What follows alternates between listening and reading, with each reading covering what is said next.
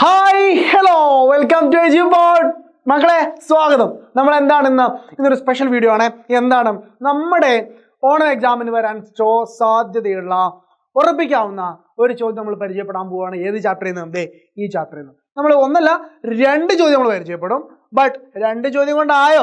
ഇല്ല, നിങ്ങൾക്ക് അറിയാലോ ബാക്കി ചോദ്യം എവിടെ കിട്ടും എന്നൊരു ഡൗട്ട് നിങ്ങൾക്ക് ഉണ്ടാവും. എവിടെയുമല്ല, നമ്മുടെ ലൈവിൽ കിട്ടും. ഓക്കെ, നമ്മുടെ ലൈവ് നോട്ടിഫിക്കേഷൻ ബട്ടൺ ഓൺ ചെയ്ത് വെച്ചോളാം.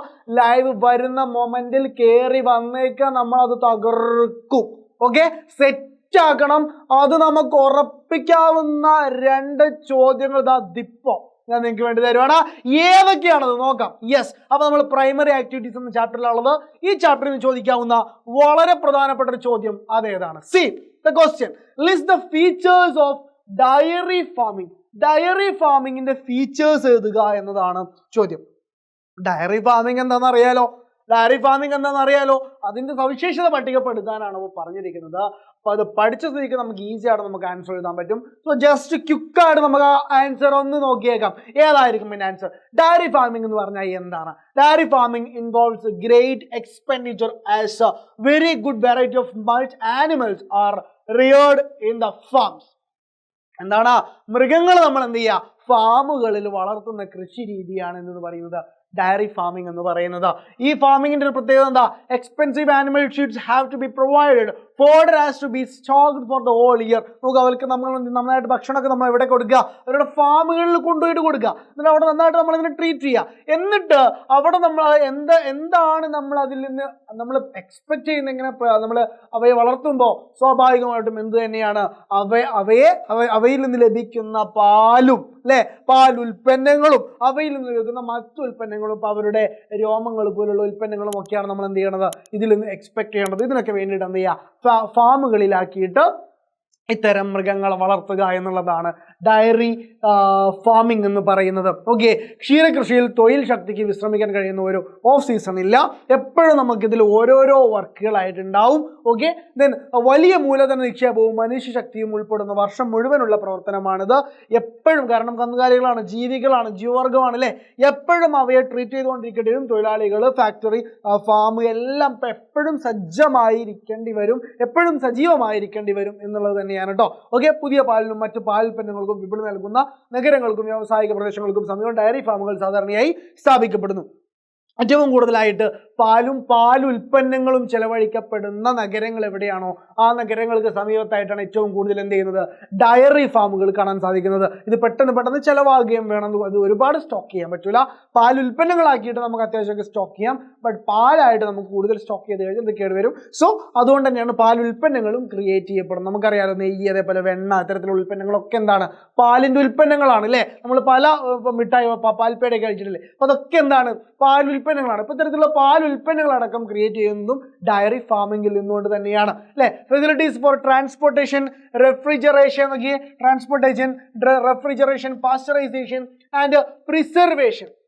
വളരെ പ്രധാനമായിട്ടൊരു ഡയറി ഫാമിന് വേണ്ട സംവിധാനങ്ങളാണ് ഇവയൊക്കെ എന്ന് പറയുന്നത്. അപ്പോൾ ഇത് ഗതാഗത സൗകര്യങ്ങൾ ഇത് കൊണ്ടുപോകാനും അതിനുള്ള മൃഗങ്ങളെ കൊണ്ടുവരാനും ഉൽപ്പന്നങ്ങൾ കൊണ്ടുപോകാനൊക്കെയുള്ള സംവിധാനങ്ങൾ, റെഫ്രിജറേഷൻ സൂക്ഷിക്കാനുള്ള റെഫ്രിജറേഷൻ സംവിധാനങ്ങൾ, പാസ്ചറൈസ് കേടുകൂടാതെ സൂക്ഷിക്കാനുള്ള സംവിധാനങ്ങൾ, പിന്നെ പ്രിസർവേറ്റീവുകൾ അതിലേക്ക് ആഡ് ചെയ്യാനുള്ളത്, ഇത്തരം കാര്യങ്ങളൊക്കെ വളരെ നിർബന്ധമായിട്ടും ആവശ്യമുള്ള കാര്യങ്ങളാണ് ഒരു ഡയറി ഫാമിനെ സംബന്ധിച്ചിടത്തോളം. ഓക്കെ, കൊമേഴ്ഷ്യൽ ഡയറി ഫാമിംഗ് അഥവാ വാണിജ്യാടിസ്ഥാനത്തിലുള്ള ഡയറി ഫാമിംഗ് പ്രധാനമായും 3 മേഖലകളിലാണ് നടത്താറുള്ളത്. ഒന്ന്, ആദ്യത്തെ വലിയ ഒരു പ്രദേശം, വടക്ക് പടിഞ്ഞാറൻ യൂറോപ്പ് പോലുള്ള വലിയ പ്രദേശത്ത് നടക്കുന്നുണ്ട്. അതേപോലെ കാനഡയിലാണ് രണ്ടാമത് അതിൻ്റെ ഏരിയ എന്ന് പറയുന്നത്. മൂന്നാമത് നമുക്ക് പറയാൻ പറ്റുന്നത് south eastern Australia, New Zealand, Tasmania ന്യൂസിലാൻഡിന്റെ ഓസ്ട്രേലിയയിലേക്ക് അടുത്തായുള്ള ഒരു രാജ്യമാണ് ടാസ്മാനിയ.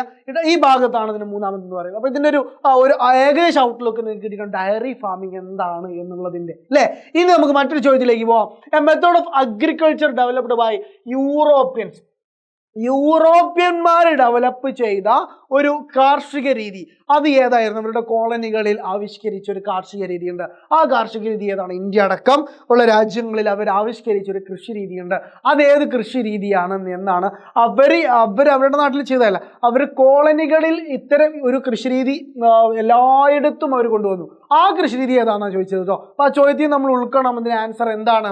അത് പ്ലാന്റേഷൻ അഗ്രികൾച്ചർ ആണ് അല്ലേ. തോട്ടവിള കൃഷി, നമ്മളിവിടെ ഒരുപാട് പ്ലാന്റേഷൻസ് അവർ കൊണ്ടുവന്നില്ലേ അല്ലേ. കാപ്പിത്തോട്ടങ്ങൾ, തേയിലത്തോട്ടങ്ങൾ ഇങ്ങനെ തുടങ്ങിയിട്ട് ഒരുപാട് പ്ലാന്റേഷൻ കൊണ്ടുവന്നു.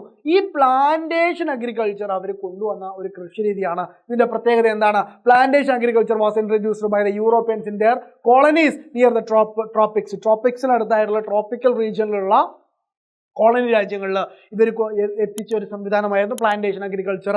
എന്തൊക്കെയായിരുന്നു ഇവിടെ കൃഷി ചെയ്തിരുന്നത്? Tea, coffee, cocoa, rubber, cotton, oil palm, sugar cane, banana and pineapple were the main plantation crops. എന്തൊക്കെയാണ് ഇവിടുത്തെ മെയിൻ പ്ലാന്റേഷൻ ക്രോപ്പ് എന്ന് പറയുന്നത്? ഒന്ന് ചായപ്പൊടി, തേയിലയാണ്. കാപ്പിയുണ്ട്, കൊക്കോയുണ്ട്, റബ്ബറുണ്ട്, പരുത്തിയുണ്ട്, എണ്ണപ്പനയുണ്ട്, കരിമ്പ്, വാഴയുണ്ട്, പൈനാപ്പിൾ ഉണ്ട്. പുതിയ സിനിമയുടെ പേരാണല്ലേ വാഴ. യെസ്. അപ്പൊ എല്ലാ ഇത്തരത്തിലുള്ള കാര്യങ്ങളാണ് പ്ലാന്റേഷൻ അഗ്രികൾച്ചർ. ഇത് എന്ത് ചെയ്യുന്നു? ഒരു വലിയ തോട്ടമെടുത്തിട്ട് ആ തോട്ടത്തിൽ ഇത് മാത്രം കൃഷി ചെയ്ത് വാണിജ്യാടിസ്ഥാനത്തിൽ കൃഷി ചെയ്ത് അത് കയറ്റി അയക്കുന്ന ഒരു സ്ഥിതിയായിരുന്നു ഉണ്ടായിരുന്നത്. സോ ഇതാണ് പ്ലാന്റേഷൻ അഗ്രികൾച്ചർ എന്ന് പറയുന്നത്. Plantation agriculture required huge capital investment. വലിയ ക്യാപിറ്റൽ ഇൻവെസ്റ്റ്മെന്റ്, പൈസ അതിന് ആവശ്യമുണ്ട്. പക്ഷെ എന്ത് വേണമെന്നില്ല, ഇതിൽ കുറച്ച് ടെക്നിക്കൽ സ്കില്ലുകളും എന്ത് ചെയ്യുന്നുണ്ട്? ആവശ്യമുണ്ട്. Scientific cultivation methods and specialisation, ഇത്തരം കാര്യങ്ങളും അതിലേക്ക് ആവശ്യമാണ്. നല്ല സിസ്റ്റമാറ്റിക് ആയിട്ട് കൃഷി ചെയ്യാൻ വേണ്ടിയുള്ള സയന്റിഫിക് ആയിട്ടുള്ള മെത്തേഡുകൾ ഇതിൽ യൂസ് ചെയ്യേണ്ടതായിട്ട് വരും. It also needed cheap labour, A good system of transportation connecting the estates, factories and markets. നോക്കൂ, ഇതിൽ എന്ത് വേണം? നമുക്ക് ചീപ്പായിട്ട് ലേബർ അവൈലബിൾ ആയിരിക്കണം, തൊഴിലാളികൾ ചീപ്പ് റേറ്റിന് അവൈലബിൾ ആയിരിക്കണം. നമുക്കറിയാലോ, നമ്മൾ കണ്ടിട്ടുണ്ടാവും തേയിലത്തോട്ടങ്ങളിലൊക്കെ തൊഴിലെടുക്കുന്നത് ചെറിയ വേതനത്തിനാണ്, വളരെ ചെറിയ വേതനത്തിനാണ് തേയിലത്തോട്ടങ്ങളിലൊക്കെ എന്ത് ചെയ്യുന്നത്? ആളുകൾ അത് ഏല നുള്ളിയിട്ടിടുന്നത്. അപ്പോൾ അത് ചീപ്പായിട്ട് ലേബർ അതിന് കിട്ടണം. then അതേപോലെ കാരണം ഒരുപാട് ഏരിയ ഇത് വർക്ക് ചെയ്യാനുണ്ട്, പ്ലസ് എല്ലാ ദിവസങ്ങളിലും ഇത് വർക്ക് ചെയ്യാനുണ്ടാവും എന്നുള്ള. അപ്പോൾ ഇതിന് ഈ ഒരു ലേബർ നമുക്ക് ചീപ്പായിട്ട് അവൈലബിൾ ആവണം. പിന്നെ നമുക്ക് വേണ്ടത് ട്രാൻസ്പോർട്ടേഷൻ ഫെസിലിറ്റിയാണ്. ട്രാൻസ്പോർട്ടേഷൻ ഫെസിലിറ്റി എന്തിനു വേണ്ടിയിട്ടാണ്? ഈ എസ്റ്റേറ്റ്, ആ ഒരു പ്ലാന്റേഷൻ്റെ എസ്റ്റേറ്റ് ഉണ്ടല്ലോ, വലിയൊരു എസ്റ്റേറ്റും അവിടുത്തെ ഫാക്ടറി, ഇപ്പോൾ ചായപ്പൊടി ആണെങ്കിൽ ചായപ്പൊടി ഉണ്ടാക്കുന്ന ഫാക്ടറി, ചായപ്പൊടിയാണല്ലോ അവിടുത്തെ പ്രൊഡക്റ്റ്. ആ ചായപ്പൊടിയൊക്കെ മാർക്കറ്റുകളിലേക്ക് എത്തിക്കാനുള്ള ട്രാൻസ്പോർട്ട് ഫെസിലിറ്റിയും എന്ത് ചെയ്യണം? അവിടെ അവൈലബിൾ ആവണം. അപ്പോൾ അതും എന്താണ് ഇതിൽ പ്രധാനപ്പെട്ട ഒരു കാര്യമാണെന്ന് മനസ്സിലാക്കി വെക്കുക. അപ്പോൾ the colonies established coffee and coca plantation in west Africa. Tea gardens come up in the British colonies in India and Sri Lanka. The British also established rubber plantations in Malaysia, sugarcane and banana in West Indies. പല പ്രദേശങ്ങളിലും എന്തൊക്കെയാണ് ഇവർ സ്ഥാപിച്ച plantations എന്നുള്ളതാണ് ഇവിടെ discuss ചെയ്യുന്നത്. ഇതും എന്ത് ചെയ്യുക? പഠിച്ചു വെക്കുക. വളരെ ഹാപ്പി ആയിട്ട് അടിപൊളിയായിട്ട് പരീക്ഷയ്ക്ക് പോകാൻ വേണ്ടിയിട്ട് ഈ രണ്ട് ഭാഗങ്ങളും, അതായത് ഡയറി ഫാമിങ്ങിൻ്റെ ഭാഗവും പ്ലാന്റേഷൻ്റെ ഭാഗവും നിങ്ങൾ പഠിച്ചു വെച്ചേ പോകാവൂ. നിർബന്ധമായിട്ട് പഠിക്കണം. ബാക്കി ചോദ്യങ്ങൾ ഞാൻ നേരത്തെ പറഞ്ഞ പോലെ ലൈവിനകത്ത് വരും. ലൈവിലേക്ക് നിങ്ങൾ നിങ്ങളുടെ ഫ്രണ്ട്സിനെയും കൊണ്ടുവരിക. ഓക്കെ, നിങ്ങൾ മാത്രം വരരുത്. കാരണം എന്താ വെച്ചാൽ എല്ലാവരും പഠിക്കട്ടെ. കാരണം എന്താ, ജോഗ്രഫിക്ക് പഠിക്കാൻ മറ്റൊരു ഓപ്ഷൻ ഇല്ല, മറ്റൊരു ഓപ്പർച്യൂണിറ്റി കേരളത്തിൽ എവിടെയും കിട്ടാനില്ല. ആകെ അവൈലബിൾ ആയിരിക്കുന്നത് നിങ്ങൾക്ക് മാത്രമാണ്. സോ നമുക്ക് വീണ്ടും കാണാം. Stay tune. This is me Mazin signing off.